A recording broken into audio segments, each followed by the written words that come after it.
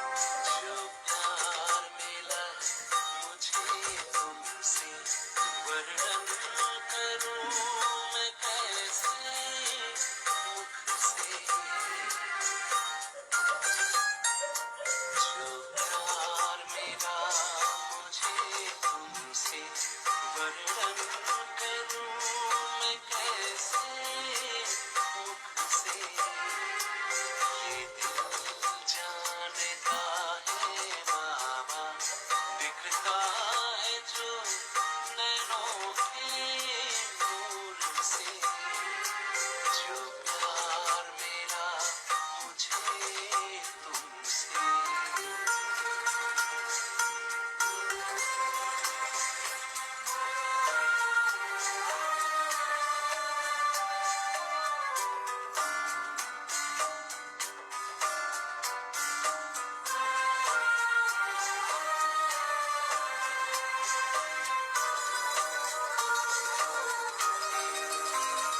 मुझको इतना सम्मान दिया, मेरे लाडले कह दुला दिया।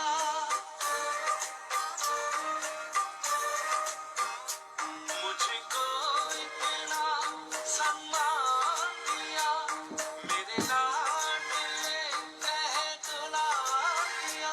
मेरे इन फूलों को माफ किया और दिव्य गुणों से श्रृंगार किया। सांसों में समाए हो बाबा, भूल सकते नहीं तुम्हें भूल से। जो प्यार मिला मुझे तुमसे।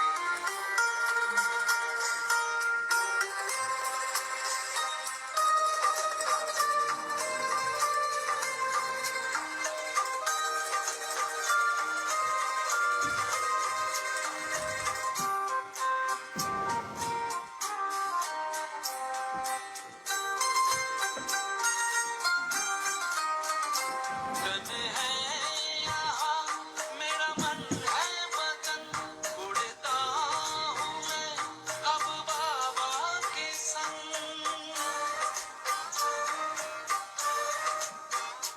तन है यहाँ मेरा मन है वतन, उड़ता हूँ मैं अब बाबा के संग।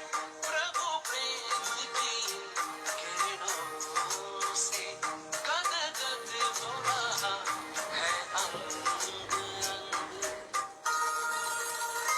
अब पैर ज़मीं पे नहीं रहते, जब छूटा माया के चंगुल से। जो प्यार मिला मुझे तुमसे, वर्णन करूं मैं कैसे मुख से। ये दिल जानता है बाबा, दिखता है जो नैनों के नूर से। जो प्यार मिला मुझे तुमसे।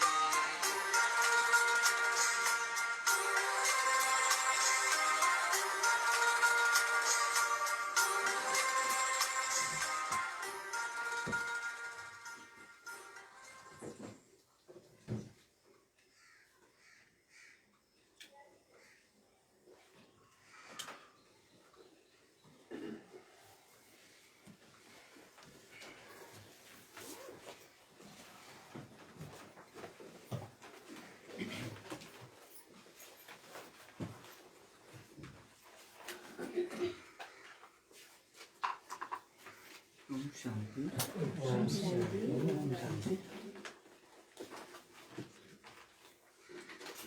आज बाबाले हामीहरूलाई विशेष योग र पढाइको विषयमा राख्नु भएको छ। अनि सारा पढाइको आधार के लागि हो? योगको लागि। र योग बाबाले भन्नुहुन्छ योग अक्षर योग देखिँदैन। बाबाले कोही पनि बच्चाहरूलाई यो भन्न सक्नुहुन्न कि यो बच्चाले यति धेरै योग गर्छ। बाबाले यो भन्न सक्नुहुन्छ यो बच्चा ज्ञानमा यति तीक्ष्ण छ, तर योगमा बाबाले पनि यो भन्न सक्नुहुन्न कि यो बच्चाले यति योग गर्छ। तर योग देखिँदैन, तर सारा पढाइको आधार के हो त? योग हो। बाबाले अर्को कुरा महाभारतको कुरा नि ल्याउनु भएको छ। महाभारतमा जसरी कृष्णलाई राखिदिएको छ, तर वास्तवमा हो शिव बाबा निराकार, तर त्यहाँ शरीरधारीलाई राखिदिएको छ। त्यो कुरालाई ल्याउनु भएको छ। र सच्चा राखी अहिले हामीलाई बाबाले आएर रक्षाबन्धन बाँध्नुहुन्छ, र बाहिर दुनियाँमा पनि राखी बाँध्छ, तर पवित्रता कोही पनि रहँदैन भनेर बाबाले भन्नुभएको छ। र अहिले अन्तिम समयमा चाहिँ यो बाढी पहिरो भूकम्पहरू आइरहेको छ, बाबालाई थाहा छ। त्यही भएर अहिले चाहिँ यो अवस्थामा हामीहरूले आफूलाई योगद्वारा पवित्र बनाएर घर फर्किन्छ। हामीले आज बाबाको बोली सुन्नेछौँ। आज छ 13 असोज 2077 साल मङ्गलबार, तदनुसार 29 सेप्टेम्बर 2020 बाबाको साकार मुरली। मुरलीको मुख्य सारमा छ, मिठे बच्चे तिम्रो सारा पढाइ योगमा आधारित छ। तिम्रो सारा पढाइ योगमा आधारित छ। योगबाट नै आत्मा पवित्र बन्छ अनि विकर्म विनाश हुन्छ। मिठे बच्चे तिम्रो सारा पढाइ योगमा आधारित छ। योगबाट नै आत्मा पवित्र बन्छ, विकर्म विनाश हुन्छ।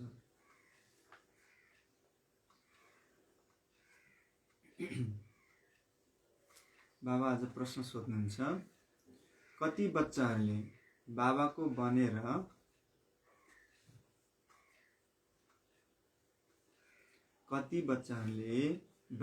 बनेर फेरि हात छोडिदिन्छन्। यसको कारण के हो? के होला? कति बच्चाहरूले मुख्य त अब बाबामा निश्चय हुँदैन, अर्को बाबाले राम्रोसँग अब यथार्थ रूपमा योग गर्दैनन्, चिन्दैनन्, अनि अब श्रीमत पालना गर्दैनन्, श्रीमतको उल्लङ्घन गर्छन्, अनि मायाले प्रवेश गर्छ अनि बाबाको हात छोड्छ। बाबा उत्तरमा भन्नुहुन्छ, पहिलो पोइन्टमा बाबाले राम्ररी पहिचान नगर्नाले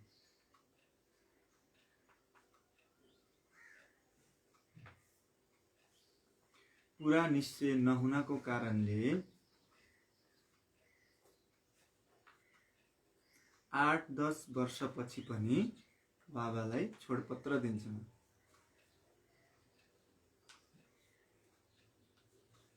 बाबालाई राम्ररी पहिचान नगर्नाले पुरा निश्चय नहुनको कारणले 8-10 वर्षपछि पनि बाबालाई छोडपत्र दिन्छन्, हात छोडिदिन्छन् अनि पदभ्रष्ट हुन्छ।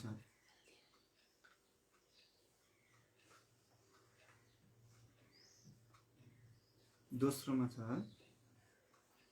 विकारी दृष्टि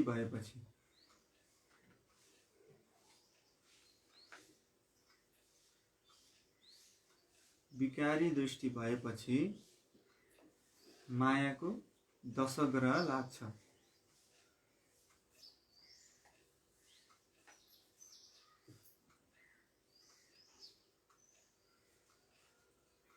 अवस्था तलमाथि भइरहन्छ अनि पढाइ छोडिदिन्छ। फेरि एकपटक, बाबालाई राम्ररी पहिचान नगर्नाले पुरा निश्चय नहुनको कारणले बाबाको ज्ञानमा त चलिराख्यो, समय त बितिराखेको छ, तर सम्पूर्ण निश्चय छैन भने ऊ 8-10 वर्ष पछाडि पनि बाबालाई छोड्न सक्दैन। त्यसले निश्चय मुख्य कुरा के रहेछ त? निश्चय। कति कस्तो हुन्छ नि, भक्ति मार्गमा पनि कोही चाहिँ मन्दिरमा गइराख्यो या भक्ति पूजा आस्था गर्यो भने आस्थाको आधारबाट मान्छेले भक्ति गरिराखेको हुन्छ, तर पूर्ण निश्चय हुँदैन। यहाँ पनि कति बच्चाहरू बाबाले भन्नुहुन्छ लैलैमा या राम्रो छ यो भन्ने आधारमा 8-10 वर्ष त उसले बितायो, तर भगवान यो हो उसमा त्यो निश्चय हुँदैन, अरूलाई ज्ञान सुनाउनै सक्दैन। अनि निश्चय नहुनको कारणले बाबालाई पनि फेरि छोडिदिनु भयो। बाबा भन्नुहुन्छ पुरा निश्चय नहुनको कारणले 8-10 वर्षपछि पनि बाबालाई छोडपत्र दिन्छ। त्यसपछि के हुने भयो त, हात छोडिदिन्छ अनि उसले अहिलेसम्म गरेको कमाइ पनि पद पनि भ्रष्ट हुने भयो। दोस्रोमा बाबा भन्नुहुन्छ विकारी दृष्टि भएपछि मायाको 10 ग्रह लाग्छ, अवस्था तलमाथि भइरहन्छ अनि पढाइ पनि छुट्छ। ओम शान्ति। रुहानी बच्चाहरूलाई रुहानी बाबाले सम्झाइरहनु भएको छ। अहिले जानेका छौ हामी सबै बेहदका रुहानी बाबाका बच्चाहरू हौ, जसलाई बापदादा भनिन्छ। जसरी तिमी रुहानी बच्चा हौ त्यसै गरी यी बर्मा पनि शिव बाबाको रुहानी बच्चा हुन्। बर्मा पनि बाबाकै बच्चा हुनुहुन्छ। शिव बाबालाई रथ त अवश्य चाहिन्छ। अब यत्तिकै ज्योति आएर हाम्रो अगाडि झल्ल बोल्यो भने त हामीले कसैले पनि स्वीकार्दैन। तर एउटा त्यो ज्योतिलाई एउटा रथ त चाहियो बोल्नको लागि। त्यसैले जसरी तिमी आत्माहरूलाई कर्म गर्नको लागि के चाहिन्छ, हाम्रो लागि यो अङ्ग चाहियो, शरीर चाहियो। त्यसरी जसरी तिमी आत्मालाई कर्म गर्नको लागि अङ्ग मिलेका छन्, त्यसै गरी शिव बाबाको यो रथ हो। किनकि यो कर्म क्षेत्र हो। जहाँ कर्म गर्नुपर्ने हुन्छ त्यो हो घर। जहाँ आत्माहरू रहन्छन्, आत्माले जानेको छ मेरो घर शान्तिधाम हो। त्यहाँ खेल हुँदैन, बत्ती आदि केही पनि हुँदैन। त्यो चाहिँ एउटा इनर्जीको सोर्स अफ इन्कम, इनर्जीको स्रोत हो त्यो एउटा। त्यहाँ चाहिँ कुनै बत्ती बल्ने कर्म गर्ने भन्ने हुँदैन। हाम्रो परमधाम घरमा केवल आत्माहरू हुन्छन् अरे। यहाँ आउँछन् पाठ खेल्नको लागि। तिम्रो बुद्धिमा छ यो बेहदको ड्रामा हो। जो कलाकार छन् उनीहरूको सुरुदेखि अन्त्यसम्मको पाठलाई तिमी बच्चाहरूले नम्बरवार बुझेका छौ। यहाँ कुनै साधु सन्त आदिले सम्झाउँदैनन्। यहाँ हामी बच्चाहरू बेहदको बाबाको पासमा बसेका छौँ। अब हामीलाई फर्केर कहाँ जानु छ? घर जानु छ। आत्मा पवित्र त अवश्य बन्नुपर्छ। बाबाले भन्नुभयो घर फर्किनको लागि आत्माले पवित्र त अवश्य बन्नु छ। अब जसले बाबालाई चिनेको छ र बाबालाई याद गर्न सक्छ उनीहरूले त बाबालाई याद गरेर पवित्र बन्ने भए। जो व्यक्ति संसारमा छन् जसले बाबालाई चिनेका छैनन् उनीहरूले कसरी आत्माको पाप काट्ने भए त? भोग बलद्वारा। एक आपसमा लडाइँ भएर, गृहयुद्ध, विश्वयुद्ध भएर अनि आत्माको पाप पुरा काटेपछि अनि घर फर्किँदा त सबै पवित्र भएर नै पूर्ण रूपमा क्लियर आत्माको हिसाब किताब चुक्ता गरेर नै फर्किन पर्ने हो। यस्तो होइन शरीर पनि यहाँ पवित्र बन्नु छ, होइन आत्मा पवित्र बन्छ। शरीर त पवित्र तब बन्छ जब 5 तत्त्व पनि सत्व प्रदान हुन्छन्। अहिले तिम्रो आत्मा पुरुषार्थ गरेर पवित्र बनिरहेको छ। अहिले हाम्रो आत्मा के बनिरहेको छ त? पुरुषार्थ गरेर आत्मा पवित्र बनिरहेको छ। त्यहाँ आत्मा र शरीर दुवै पवित्र हुन्छ। त्यहाँ भनेको कहाँ? सत्ययुगमा, स्वर्गमा। यहाँ हुन सक्दैन। आत्मा पवित्र बनेपछि फेरि पुरानो शरीर छोड्छ। फेरि नयाँ तत्त्वबाट नयाँ शरीर बन्छ। तिमीलाई थाहा छ मेरो आत्माले बेहदको बाबालाई याद गर्छ वा गर्दैन? यो त हरेकले आफूसँग सोध्नुपर्छ अरे। म आत्माले बाबालाई याद गरेको छु कि छैन यो आफूले आफैलाई सोध्ने भन्नुभयो बाबाले। सारा पढाइ योगमा आधारित छ अरे। पढाइ त सहज छ, चक्र कसरी घुम्छ त्यो बुझिसकेका छौ। मुख्य हो नै यादको यात्रा। यो यादको यात्रा भित्री कुरा हो र गुप्त पनि छ अरे। कहाँ देखिन्छ र? बाबाले भन्न सक्नुहुन्न यसले धेरै याद गर्छ वा थोरै। बाबाले यो पनि भन्न सक्नुहुन्न कसले यति धेरै याद गर्छ या मलाई यति धेरै याद गर्छ या गर्दैन। यो पनि भन्न सक्नुहुन्न। यो यादको यात्रा भित्री कुरा हो। ज्ञान मुखले बोलिन्छ, याद त हो अजपा जप।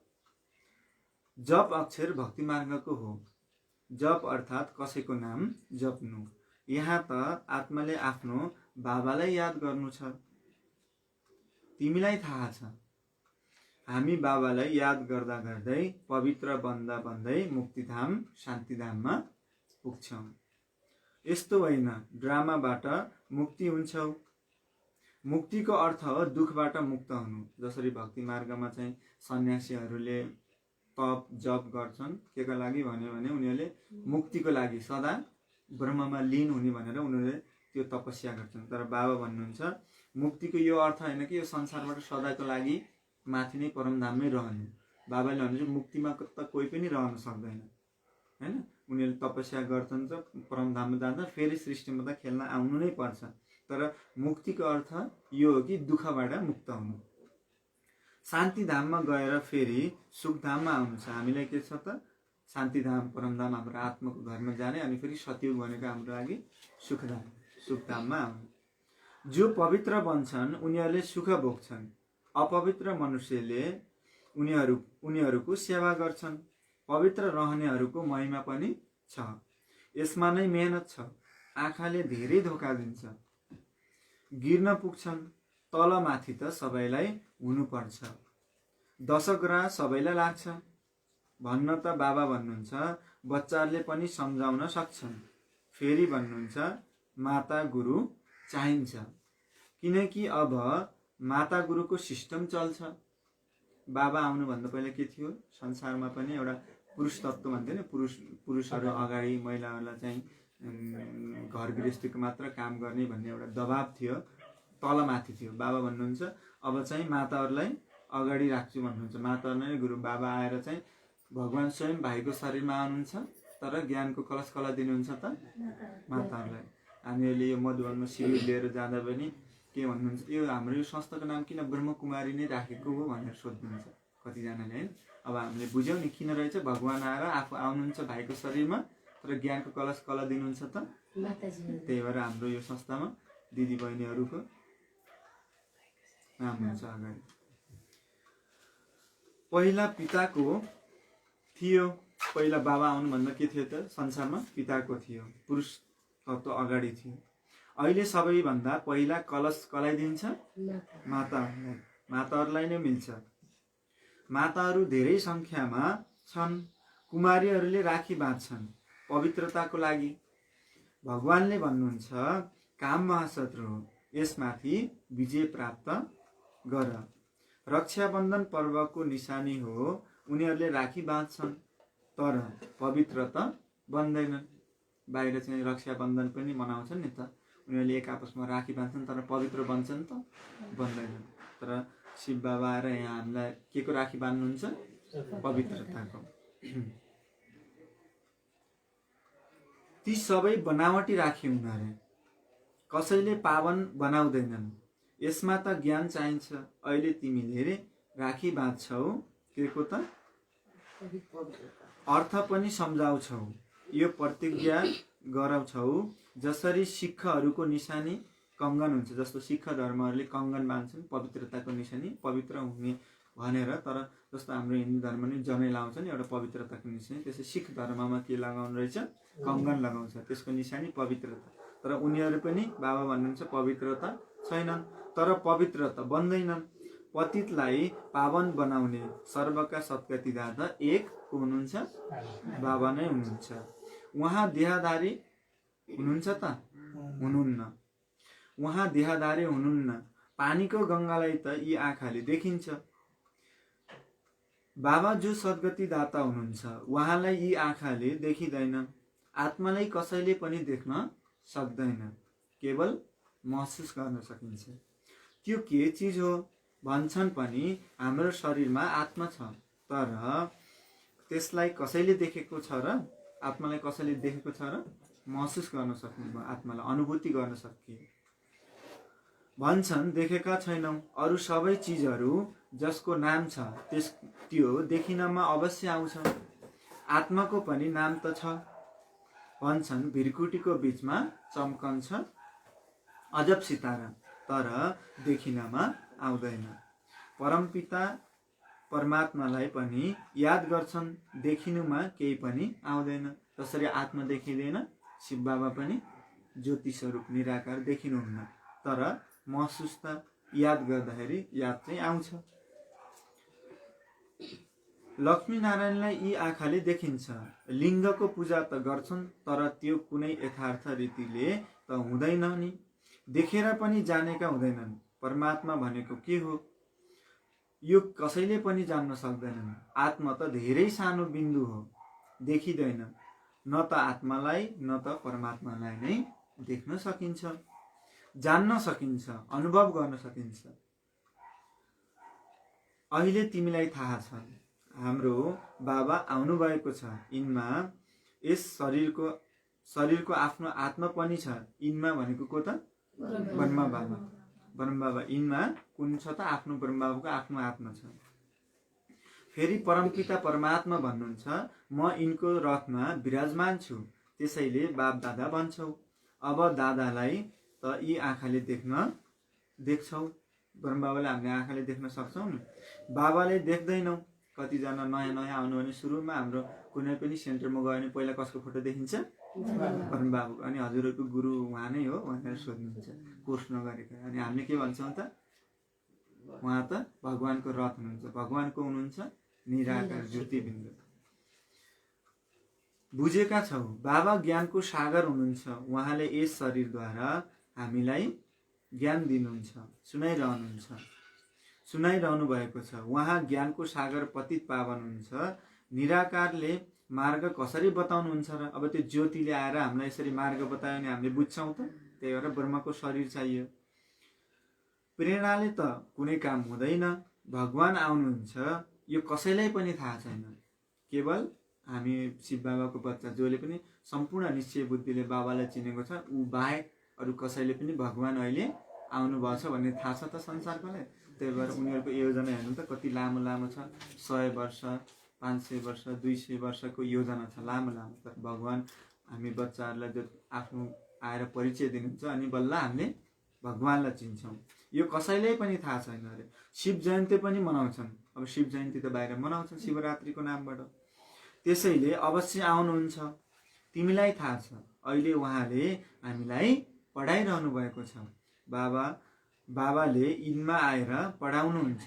बाबाको पुरा पहिचान नहुनको कारणले, निश्चय बुद्धि नहुनको कारणले 8-10 वर्षपछि पनि छोडपत्र दिन्छन्। बाबामा सम्पूर्ण निश्चय भएन पर्ने भनेपछि शिव बाबालाई के गर्ने भयो त? छोडपत्र दिन्छन्। कति धर्महरू पनि एउटा हिन्दू धर्ममा लागेको मान्छे जन्मजात पछाडि गएर अर्को धर्ममा चेन्ज हुन्छ। किनकि त्यो धर्म ऊ कति वर्ष त्यो आफ्नै हिन्दू धर्म मानेको नि अर्को धर्ममा जानुको मतलब निश्चय छैन। मान्छे पर्लो वनमा पर्छ, कुनै रोग ठिक भयो भने, कुनै शरीरको बिमारी ठिक भयो भने के गर्छ त? आफ्नो धर्म नै चेन्ज गरिदिन्छ। कतिजनाहरू अर्को धर्म गएकोसँग हामी यसो भेट गरेर छलफल गऱ्यौँ, तपाईँ किन यो आफ्नो हिन्दू धर्म छोडेर त्यहाँ जानु? भन्दा उसले आफ्नो शरीरको रोग ठिक भयो, प्यारालाइसिस ठिक भयो, होइन? त्यसरी जान्छौँ नि। अनि प्यारालाइसिस ठिक भयो, रोग ठिक भयो भने मान्छे अजम्मरी त हुँदैन, मृत्यु त अवश्य हुन छ। बाबाले त हामीलाई कर्म सिद्धान्तको ज्ञान पनि दिनुभएको छ। कर्मको गलत कर्म गरेपछि भोग्न त पर्छ नै। अनि फेरि क्रिस्चियनमा गएर त्यो रोग ठिक भयो अहिले केही समय, फेरि उसँग धन हुँदैन, या त फेरि अर्को पटक एक्सिडेन्ट होला, फेरि दुःख त सुरु नै छ। त्यही भएर सदाका लागि ऊ सुखी हुने भयो त भएन। बाबाले त्यही कुरा सम्झाउनुहुन्छ। निश्चय नहुनको कारणले के गर्ने भयो त? बच्चाले 8-10 वर्षपछि पनि छोडपत्र दिन्छन् अरे। मायाले बिल्कुलै अन्ध बनाइदिन्छ। बाबाको बनेर फेरि छोडपत्र छोड्यौ भने पद के हुने रहेछ? भ्रष्ट हुने रहेछ। अहिले तिमी बच्चाहरूलाई बाबाको परिचय मिलेको छ, त्यसैले अरूलाई पनि दिनु छ। ऋषि मुनिहरू आदि सबैले नेति नेति भन्दै गए। ऋषि मुनिहरूले कति धेरै तपस्या गरे भगवानको परिचय बिना। ब्रह्मा यानि कि घर, उनीहरूले ब्रह्मामा लिन हुने भन्छन्, घरसम्म पुगेर परमात्मा बाबालाई नचिनेर अनि यो सृष्टिको परमात्माको आत्माको अन्त्य नै छैन भनेर उनीहरूले के भनिदिए त? नेति नेति भनिदिए। पहिला तिमीले पनि जान्दैनथ्यौ, हामीले पनि पहिला जानेका थियौ त? थिएनौ। अहिले तिमीले भन्छौ हो हामीले जानेका छौँ। के जानेका छौँ? बाबाले भन्नुहुन्छ अहिले तिमीले जानेका छौ, हामीले के जानेका छौँ? त्यसैले आस्तिक भयो। हामीले बाबालाई जान्नुको कारणले हाम्रो बाबाले के भन्नुहुन्छ? तिमी आस्तिक भयो। सृष्टिको चक्र कसरी घुम्छ यो पनि तिमीलाई थाहा छ। सारा दुनियाँ र तिमी स्वयं पनि यस पढाइभन्दा पहिला के थियौ त?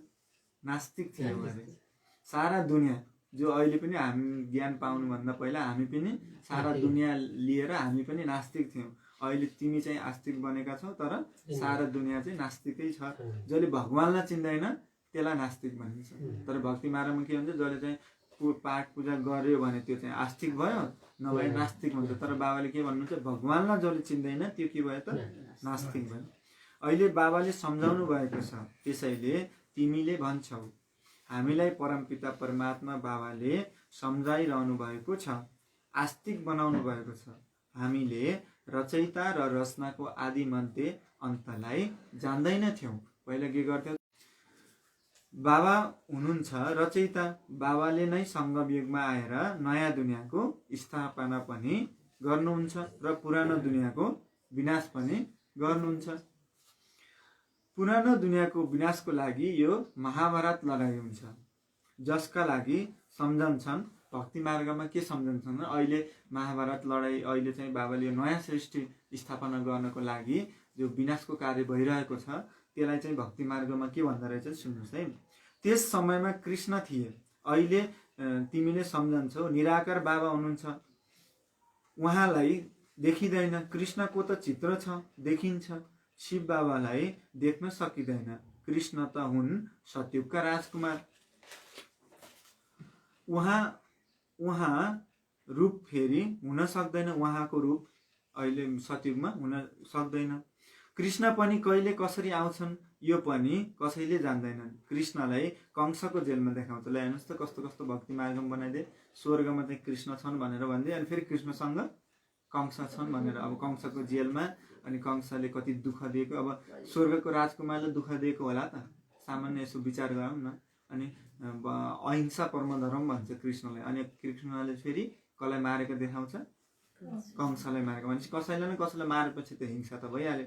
अब त्यो भक्ति मार्गको कुरालाई बाबाले कसरी क्लियर गर्नुहुन्छ, जेलमा देखाउँछन्। अरे के सतयुगमा कंस थियो र, बाबाले सोध्नुभयो, सतयुगमा कंस थियो र थिएन।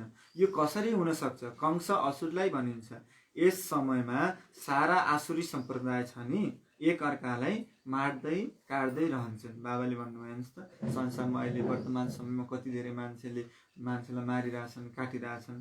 बाबाले त्यही भन्नुहुन्छ, अहिले जो मान्छेले एक अर्कालाई काटिरहेछ, मारिरहेछ, उनै कंस हो।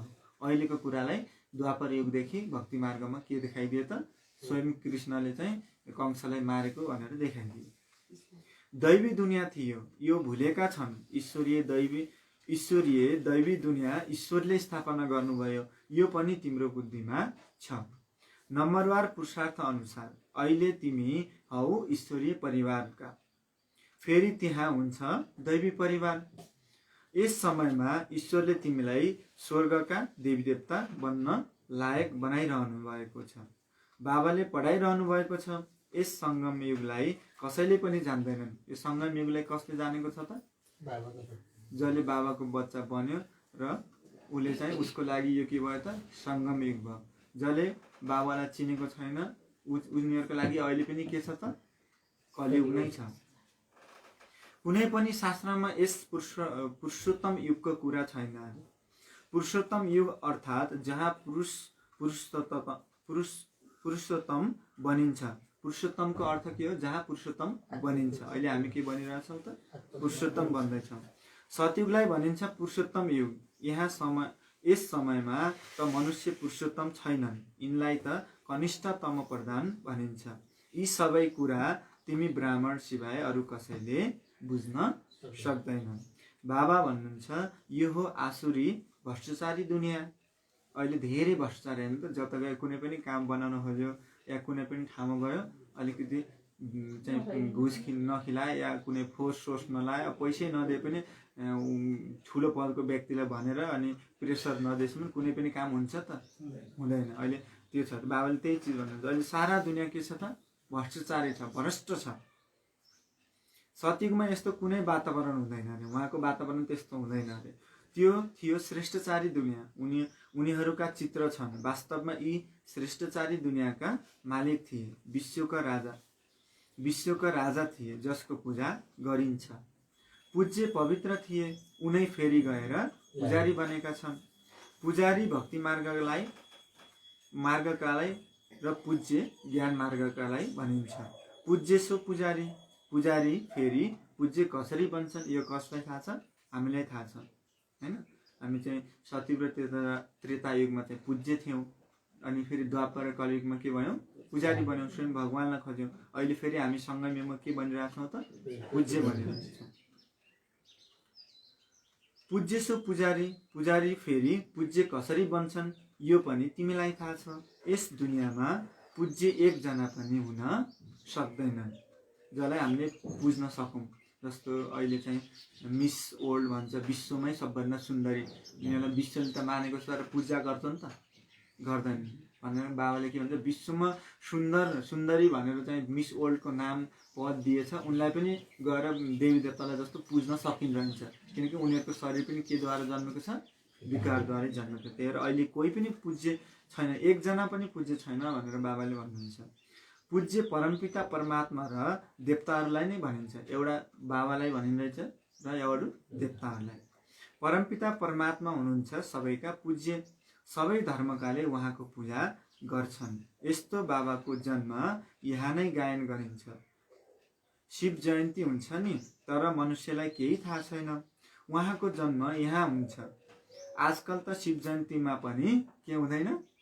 बिदा हुँदैन भन्नुभयो हेर्नु त। अहिले त यति ठुलो भगवान् स्वयं यो सृष्टिलाई परिवर्तन गर्ने सृष्टिकर्ता शिव बाबाको शिव जयन्तीको दिनमा पनि अहिले त बिदा पनि हुन छोडिसक्यो भन्नुहुन्छ। अब किन हुन रहन्छ यहाँ बाबाले भन्नुहुन्छ है, सुन्नु।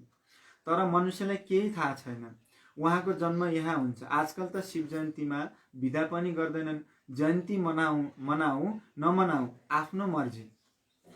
शिव बाबाको जयन्ती मनाऊ या नमनाऊ त्यो आफ्नो मर्जी, औपचारिक बिदा छैन।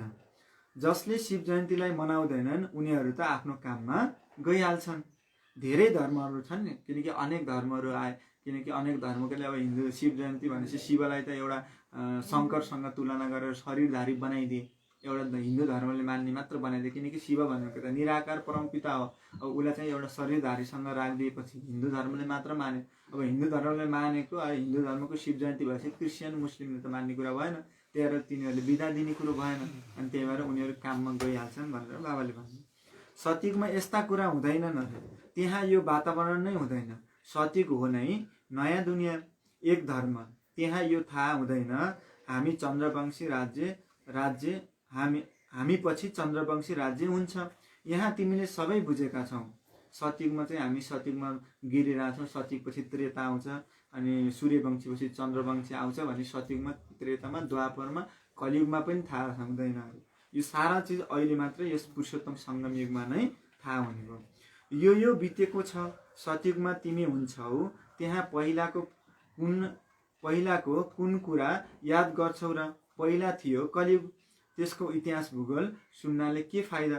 अब त्रेतामा, द्वापरमा, अनि सतयुगमा, अनि कलियुगमा चाहिँ पहिला कलियुग थियो, द्वापर थियो भनेर के फाइदा? बिचमै थाहा भएर मतलबै हुँदैन। जो कलियुगको अन्तिममा सतयुग आउने बेलामा थाहा भएपछि पो हामी आत्मा पुरुषार्थ गरेर पवित्र बनेर सतयुगमा जान्छौँ। बिचमै थाहा भयो भने त के गर्ने, के मतलब भनेर बाबाले सम्झाउनुहुन्छ। यहाँ तिमीले बुझेका छौ, हामी बाबाको पासमा के छौँ त? हामी कसको पासमा बसेका छौँ? बाबाको पासमा। बाबा टिचर पनि हुनुहुन्छ, सद्गुरु पनि हुनुहुन्छ। बाबा आउनुभएको छ सबैको सद्गति गर्न। सबै आत्माहरूले अवश्य लैजानुहुन्छ। मनुष्यले त देह अभिमानमा आएर भन्छन् सबै माटोमा मिल्छ। यो बुझ्दैनन्। आत्मा त जान्छ, बाँकी यो शरीर माटोले बनेको छ, यो पुरानो शरीर खतम हुन्छ। हामी आत्माहरूले एक शरीर छोडेर अर्को लिन्छौँ। यस दुनियाँमा हाम्रो यो अन्तिम जन्म हो। सबै पतित छन्, सदा पावन त कोही रहन सक्दैनन्। सतो प्रधान, सतो रजो तमो त हुन्छन् नै। उनीहरूले त भनिदिन्छन् सबै ईश्वरका नै रूप हुन्। भक्ति मार्गमा के भन्ने? यो पनि ईश्वर, त्यो पनि ईश्वर, ढुङ्गा मुढा कुकुर बिरालो सबैलाई के भनिदियो त? अनि आफूलाई स्वयंलाई पनि के भनिदियो त? ईश्वरको रूप। अब स्वयं नै ईश्वरको रूप हो भने फेरि मन्दिरमा गएर किन माग्न पर्ने? हेर्नुहोस् है, बडा आश्चर्यको कुरा है कि। अनि जता पनि गएर मागेछ, फेरि यता भएन भने फेरि यता पिपलको पूजा गरिराखेँ कति वर्ष, फेरि त्यहाँबाट पूजा मिलेन भने अर्कोतिर गएर पूजा। अहिले चाहिँ देवीको भक्कल गरेँ, अब फेरि त्यो चित्त बुझेको भएन भने फेरि अर्कोपटक अर्को गएर भक्कल गर्छ। हेर्नुहोस् है मनुष्यले कस्तो गर्छ। ईश्वरले आफ्नो अनेक रूप बनाउनु भएको छ र खेलपाल गर्नका लागि हिसाब किताब केही बुझेका छैनन्। न खेलपाल गर्नेलाई बुझेका छन् न त खेल्नेवाला आफूलाई नै बुझेका छन्। बाबाले नै बसेर विश्वको इतिहास भूगोल सम्झाउनुहुन्छ। खेलमा हरेकको पाठ अलग अलग हुन्छ, सबैको पद अलग अलग हुन्छ। जसको जस्तो पद हुन्छ उसको त्यस्तै महिमा हुन्छ। जस्तो दुनियाँमा नि एउटा जस्तो कार्यालयमा या ब्याङ्कमा थरी थरीका हुन्छ नि, मान्छे त त्यही हो, तर एउटा हुन्छ सिओ, अर्को हुन्छ म्यानेजर, अनि त्यसपछि फेरि टेलर हुन्छ पैसा गर्ने, अनि फेरि त्यहाँ सरसफाइ गर्ने हुन्छ। तर सबै त मान्छे नै हुन्, तर उनीहरूको अलग अलग महिमा हुन्छ नि। जस्तो सिओलाई जति महिमा गरिन्छ, जति सम्मान गरिन्छ, त्यही अनुसारको म्यानेजरलाई गरिन्न, अनि जति म्यानेजरलाई गरिन्छ त्यति चाहिँ टेलरलाई गरिन्न, अनि त्यति जति टेलरलाई सम्मान गरिन्छ त्यति चाहिँ स्वेपरलाई गरिँदैन। तर बाबाले के भन्नुहुन्छ, हरेकको आफ्नो आफ्नो महिमा छ। के को आधारबाट छ? उसको आफ्नो पदको आधारबाट, उसको आफ्नो पाठ अनुसार। यी सबै कुरा कसले सम्झाउँदा त? बाबाले सम्झाउनुहुन्छ। यी कुरा सबै बाबाले सङ्गम युगमा नै सम्झाउनुहुन्छ। फेरि आएपछि पनि होइन, कहिले? सङ्गम युगमा।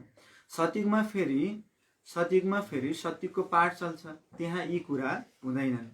यहाँ तिमीलाई सृष्टिको ज्ञान बुद्धिमा घुमिरहन्छ। तिम्रो नाम नै हो सुदर्शन चक्रधारी। हामीलाई बाबाले आज नाम दिनुभयो। के रहेछ हाम्रो नाम? सुदर्शन चक्रधारी। हामीले आज दिनभरि यही याद गर्ने। अब अहिलेसम्म त हाम्रो नाम यो भनेर आएको छौँ। आज बाबाले नाम दिनुभयो नयाँ, हाम्रो नाम सुदर्शन चक्रधारी टाइटल दिनुभयो। लक्ष्मीनारायणले सुदर्शन चक्रधारी कहाँ दिन्छ र? यी हुन् नै यहाँका। मूल वतनमा केवल आत्मा नै रहन्छन्, सूक्ष्म वतनमा केही छैन। मनुष्य, जानवर, पशु पक्षी आदि सबै यहाँ नै हुन्छन्। सतयुगमा मयूर आदि देखाउँछन्, यस्तो होइन त्यहाँ मयूरको प्वाख निकालेर लगाउँछन्। मयूरलाई कहाँ दुःख दिन्छन् र? बाबाले कति महीन कुरा भन्नुभयो हेर्नुहोस् है। सतयुगमा चाहिँ जस्तो मयूरको, जसरी अहिले चाहिँ देवी देवताको शिरमा के देखाउँछ? किन होला थाहा छ? अर्थ के भने अहिले पनि वर्तमान समयमा संसारका हरेक मनुष्यदेखि लिएर हरेक पशु पक्षीदेखि लिएर सबै चिजले बच्चा कसरी जन्माउँछ? कर्मेन्द्रियद्वारा। तर मयूरले कसरी जन्माउँछ थाहा छ तपाईँलाई? मयूरलाई चाहिँ आँसुद्वारा गर्भधारणद्वारा बच्चा जन्मिन्छ। जो अहिले ब्रह्मबाबाको आत्मा पनि कसरी, ब्रह्मबाबाको शरीर पनि कसरी जन्मियो? कर्मेन्द्रियद्वारा। तर उही नै गएर कृष्णमा सत्यमा के बन्यो? कृष्ण। तर त्यो मयूर के भयो भने पुरा टोटल 5000 वर्षसम्म पवित्रद्वारा रहने भएर जब हाम्रो द्वापर युग आयो, सतयुग र त्रेतामा त बाबाले भन्नु मयूरको प्वाख शिरमा लगाउनुको जरुरत छैन, त्यहाँ सम्पूर्ण पवित्र छ। जब द्वापर युगबाट भक्ति मार्गमा भगवानलाई खोज्न थालियो, त्यही भएर त्यो बेलामा देवी देवतालाई के देखाइदियो त? शिरमा मयूरको प्वाख देखाइदियो।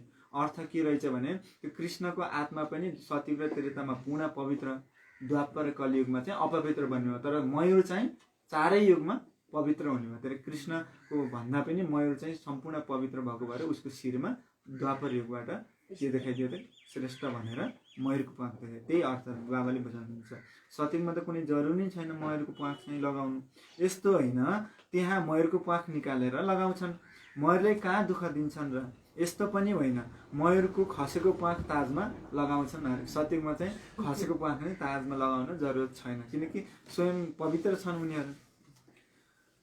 ताजमा पनि झुटो निशानी दिएका छन्। त्यो कहिलेको कुरा हो? अहिले भक्ति मार्गमा त्यहाँ सबै सुन्दर चिजहरू हुन्छन्, कुनै गन्दा चिजको नाम निशाना हुँदैन। यस्तो कुनै चिज हुँदैन जसलाई देखेर घृणा आउँछ। सतयुगमा त्यस्तो केही चिज हुँदैन अरे जसलाई देखेर मनबाट घृणा आउँछ अरे। यहाँ त घृणा आउँछ नि, त्यहाँ जानवरलाई पनि दुःख हुँदैन अरे सतयुगमा। सतयुग कति फर्स्ट क्लास हुन्छ, नाम नै छ स्वर्ग। बाबाले भन्नुहुन्छ नि, जसरी हामीले बाबाको याद आएन भने सजिलो उपाय, स्वर्गको चिन्तन गऱ्यो भने स्वर्गमा चाहिँ यो हुन्छ भनेर त्यो हामीले मनमा चाहिँ क्रिएटिभिटी भन्छ त्यसलाई। जस्तो कि अहिले हामीले यो गर्छु भनेर सोचिन्छ नि। अहिले त धेरै बच्चाहरूलाई अनि उनीहरूलाई चाहिँ जर्मन सरकारले रिसर्च गरेको छ। के के गरेको छ भने उनीहरूले कुन तरिकाको सोचेर कसरी उनीहरूको बुद्धिको विकास हुन्छ, कसरी उनीहरू अब पढाइमा त अब सर्टिफिकेट लिनमा त अहिले धेरैले अब विदेशतिर त सबैको सर्टिफिकेट हुन्छ, तर सर्टिफिकेट हुँदा बित्तिकै नै एउटा बच्चाले चाहिँ खाना पकाएर खाना जानेको छैन, ऊभित्र श्रद्धा भावना आस्था छैन भने के मतलब? त्यहाँ उनीहरूले के रिसर्च गरिरहेछन् त भने उनीहरूलाई चाहिँ कुन तरिकाले उनीहरूको मनमा चाहिँ क्रिएटिभिटी बढ्छ, के सङ्कल्प गरेर चाहिँ उनीहरूमा बुद्धि बौद्धिक विकास बढ्छ भन्ने उनीहरूले रिसर्च गरिरहेछन्। बाबाले हामीलाई कहिलेदेखि सम्झाउनु भएको छ त, हेर तिमीले चाहिँ पोजिटिभ थिङ्किङ गर, स्वर्गको चिन्तन गर। हामीलाई पनि व्यर्थ सङ्कल्प आयो भने दिनभरिमा कोहीसँग अब व्यवहारमा आउँदाखेरि तल माथि भयो भने के सम्झिन्छ त आफूलाई? बाबालाई याद गर्दा स्वर्गको चिन्तन गर्ने, स्वर्गमा चाहिँ यो थियो भनेर त्यो सुखको कुराहरू याद गऱ्यो भने बाबाको स्वत नै याद आउँछ। नाम नै छ स्वर्ग अरे, हेभन, नयाँ दुनियाँ। यहाँ त पुरानो दुनियाँमा हेर बर्सातको कारणले घर भत्किन्छ। बाबाले हेर्दा कसैले ठ्याक्क मिलाउनु भयो। अहिले कति धेरै वर्षा भएर अहिले चाहिँ यो लगभग अहिले मैले सुनेको थिएँ 80 वर्षको जो बुढाहरू हुनुहुन्छ उहाँहरूले पनि अहिले भन्नुभएको उता नारायणघाटतिर यस्तो अहिलेसम्म हामी जन्मदेखि अहिलेसम्म यति ठुलो पानी आएको थिएन। त्यो पनि यो भदौ असोजको अन्तिम यो समयमा चाहिँ यति ठुलो पानी अहिलेसम्म आएको थिएन भन्नु भने त पानी यति ठुलो आएर वर्षाको कारणले कति घरहरू भत्केका छन्। भूकम्प नि आउँछ अरे, धेरै दबिएर मर्छन्, सतयुगमा धेरै कम हुन्छन्, फेरि पछि गएर वृद्धि हुँदै जान्छ। पहिला सूर्यवंशी हुन्छन्, जब दुनियाँ 25% पुरानो हुन्छ, त्यसपछि चन्द्रवंशी। सतयुगमा 1250 वर्ष, सतयुग 1250 वर्षको हुन्छ, त्यो हो 100% नयाँ दुनियाँ जहाँ देवी देवताले राज्य गर्छन्। तिमीहरूमा पनि धेरैले यो कुरालाई भुल्छन् अरे। हामीहरूमा पनि यो कुन कुरालाई भुल्ने रहेछन्? हामी चाहिँ 1250 वर्ष सतयुगमा थियौँ, फेरि त्रेता द्वापर गर्दै तल आयौँ। हामी 100% के थियौँ? पवित्र थियौँ, फेरि घट्दै घट्दै आयौँ भन्ने कुरा त्यो आफ्नो चक्रलाई पनि कति बच्चाहरूले भुल्छन् भन्नुभयो बाबाले। राजधानी त स्थापना हुनु नै छ, निराश हुनु छैन। पुरुषार्थको कुरा छ। बाबाले सबै बच्चाहरूलाई उस्तै पुरुषार्थ गराउनुहुन्छ। तिमीले आफ्नो लागि विश्वमा स्वर्गको बादशाही स्थापना गरिरहेका छौ। आफूलाई हेर्नु छ अरे, अरू कसैलाई नहेर्ने, आफूलाई नै हेर्ने छ अरे। म के बन्दैछु भनेर आफूलाई हेर्ने अरे। अच्छा, मीठे मीठे सिकेले दे बच्चाहरूप्रति माता पिता बाप दादाको याद प्यार एवं गुड मर्निङ। रुहानी बाबाको रुहानी बच्चाहरूलाई नमस्ते। हामी रुहानी बच्चाहरूको रुहानी बाबालाई गुड मर्निङ। नमस्ते बाबा, नमस्ते, गुड मर्निङ।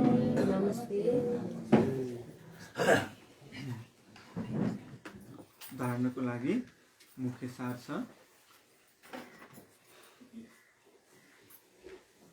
पहिलो पोइन्टमा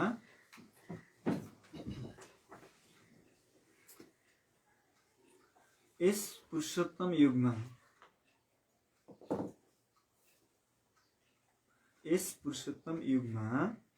स्वर्गको देवीदेवता बन्ने पढाइ पढेर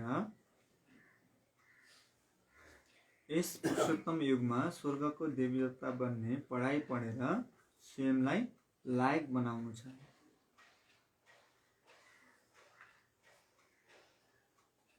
पुरुषार्थमा निराश हुनु हुँदैन।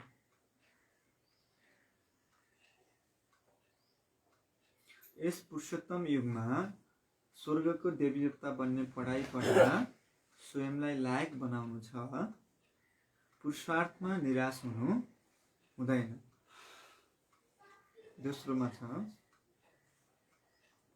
यस बेहदको खेलमा कलाकारको पाठ र पद अलग अलग छ। यस बेहदको खेलमा कलाकारको पाठ र पद अलग अलग छ।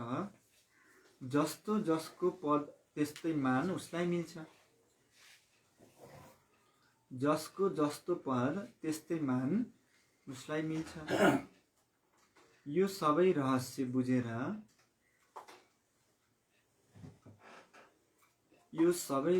बुझेर विश्वको इतिहास भूगोललाई स्मरण गरेर सुदर्शन चक्रधारी बन्नु छ। स्मरण गरेर सुदर्शन चक्रधारी बन्नु छ।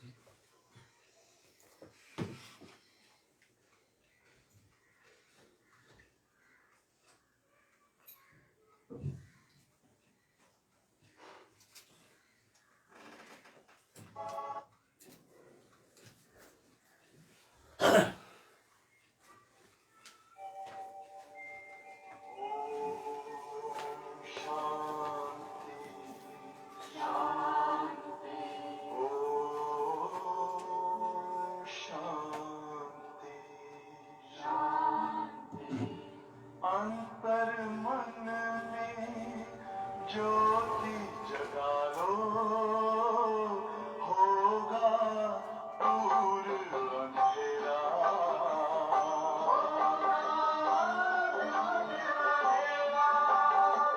शिव का कर लो ध्यान, आ रहा पावन पुण्य सवेरा।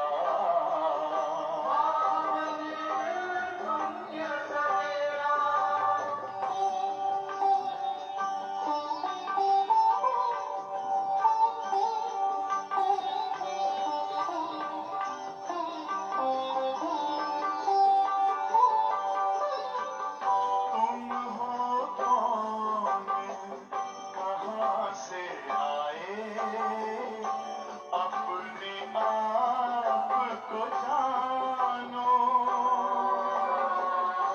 राजयोग के द्वारा अपना परम पिता पहचानो। इसी राजपथ पर चलकर तुम पालो अपना बसेरा।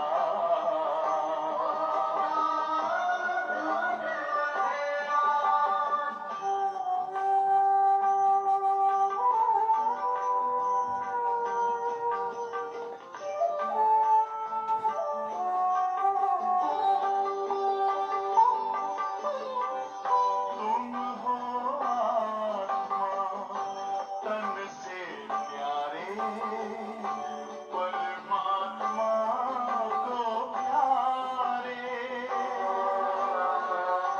दिव्य गुणों को धारण करके योगी बनो दुलारे। ज्योति बिंदु ही तोड़ेगा ये माया मोह का घेरा।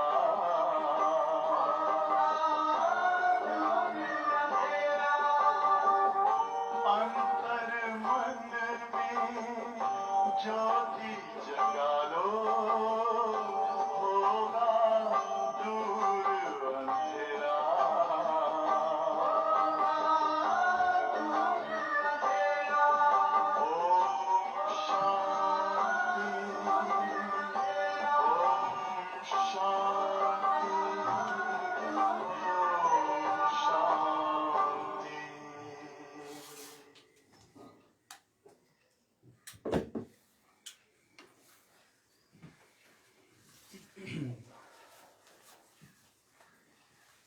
ओम शान्ति। बाबाले धार्नको लागि मुख्य सारमा भन्नुभएको थियो, पहिलो पहिलोमा यस पुरुषोत्तम युगमा स्वर्गको देवदेवता बन्नको लागि के गर्ने त? पढाइ पढेर स्वयंलाई स्वर्गको देवदेवता बन्ने लायक बनाउनु छ। पुरुषार्थमा निराश हुनु छैन। पुरुषार्थ गर्दा गर्दै तलमाथि भए पनि निराश नहुने अनि फेरि पुरुषार्थ गर्न नछोड्ने। कहिले तलमाथि त भइहाल्छ नि पुरुषार्थमा, तर पुरुषार्थ गर्न चाहिँ नछोड्ने। दोस्रोमा बाबाले भन्नुभएको थियो, यस बेहदको खेलमा कलाकारको पाठ र पद अलग अलग छ। यो बेहदको खेल हो। यो खेलमा कलाकारहरूको, हामी यहाँ यस सृष्टिमा खेल्न आएको कलाकार हौँ, हामीहरूको पाठ पनि अलग छ र पद पनि अलग अलग छ। जस्तो जसको पद छ त्यस्तै उसलाई के मिल्दो रहेछ? मान सम्मान मिल्दो रहेछ। त्यसैले यो सबै रहस्यलाई कसले बुझेको छ? हामी बच्चाहरूले नै बुझेका छौँ। बाबा भन्नुहुन्छ यो सबै रहस्यलाई बुझेर विश्वको इतिहास भूगोललाई स्मरण गरेर स्वदर्शन चक्रधारी बन्नु छ। बाबाले आज वरदान दिनुभएको छ। वरदानमा छ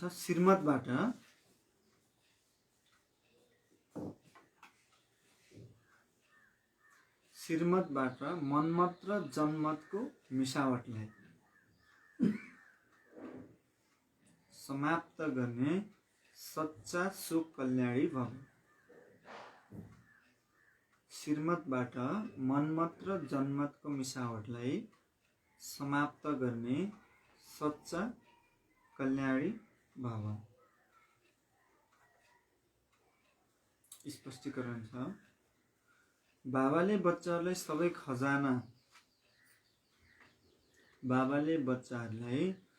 खजाना स्वकल्याण र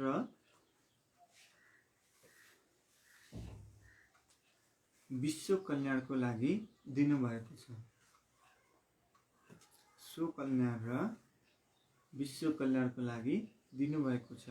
तर त्यसलाई व्यर्थ कार्यतर्फ लगाउनु अकल्याणको कार्यमा लगाउनु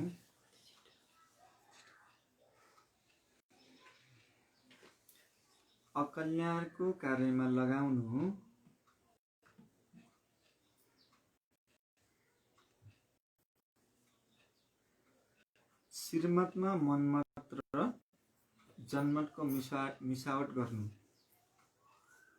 श्रीमतमा मनमत र जनमतको मिसावट गर्नु यो अमानतमा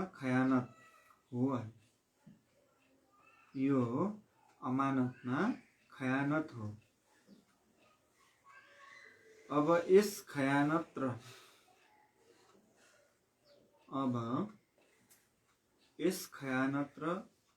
मिसावटलाई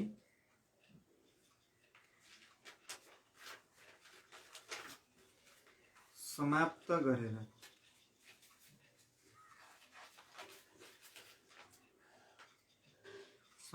गरेर रुहानियत र रहमलाई धारणा गर।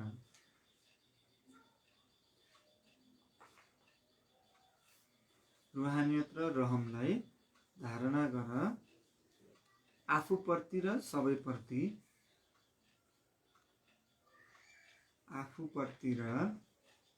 सबैप्रति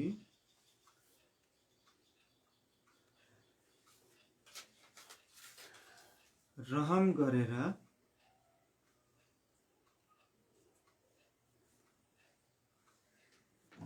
स्वकल्याणी बन।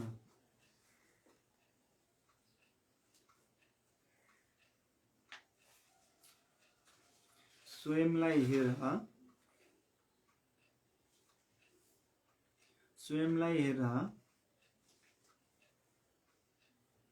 बाबालाई हेर। कसलाई नहेर्ने त? अब स्वयंलाई हेर्ने, बाबालाई हेर्ने, अरूलाई नहेर।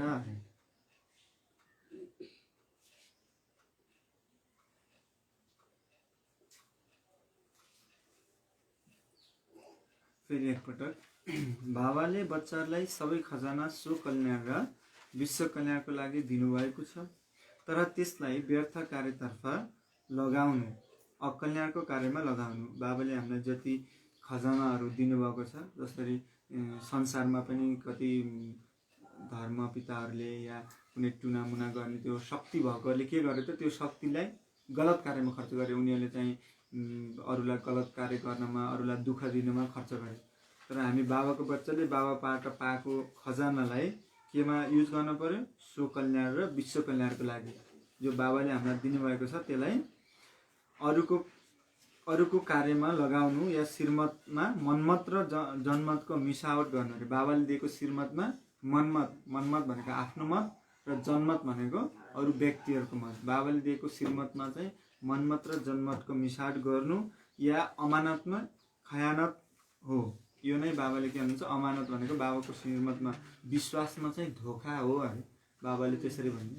तिमीले यो गर्छौ या बाबाले दिएको श्रीमतमा आफ्नो मनमत लगाएर या चाहिँ कसैको जनमत या अरूको मत भन्छ, परमत पनि भन्छ, जनमत या परमतलाई लगाएर कार्य गर्यो भने त्यो चाहिँ बाबाको विश्वासमा धोका हो अरे, अमानतमा खयानत हो भन्नुहुन्छ।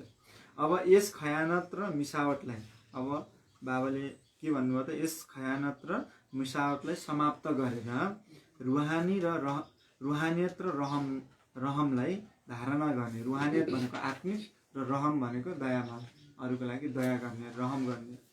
आफूप्रति र सबैप्रति रहम गरेर पहिला त के गर्न पर्यो, स्वयंप्रति रहम गर्नु पर्यो र आफूप्रति गर्नु पर्यो, अनि त्यसपछि अरूलाई सबैप्रति गरेर सो कल्याणी भन्नु। यो गर्नु नै सोको कल्याण गर्नु रहेछ।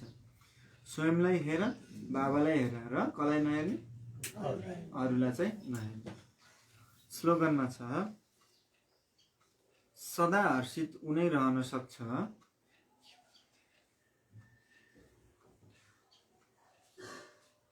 सदा हर्षित उनै रहन सक्छ। को रहन सक्छ?